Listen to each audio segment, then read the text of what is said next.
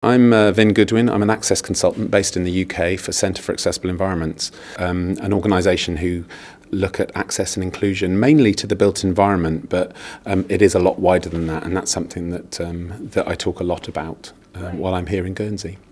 And I've been invited here 4 times by Access for All to train, and we've trained up to 40 people so far, which is great.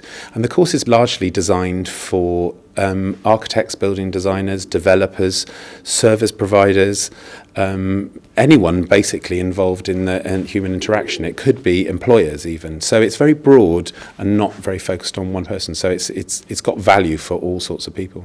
It's interesting. People get hung up on dimensions and gradients and the legal aspects of things.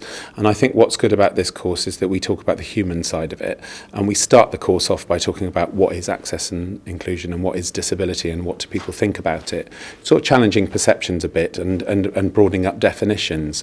And then we delve into things like what the legislation is and what the legislation might be here in Guernsey, because it hasn't been developed yet. And so we look at the sort of options and some of the things that are likely to be cropping up.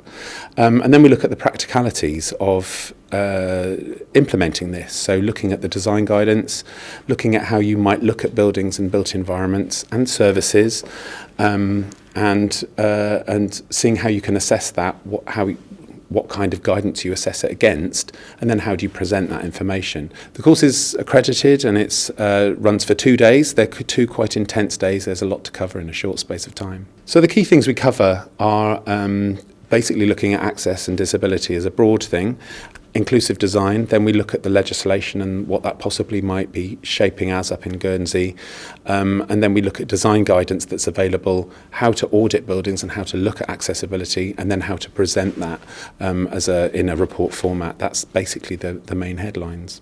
Essentially, the overview is to get people thinking in that way.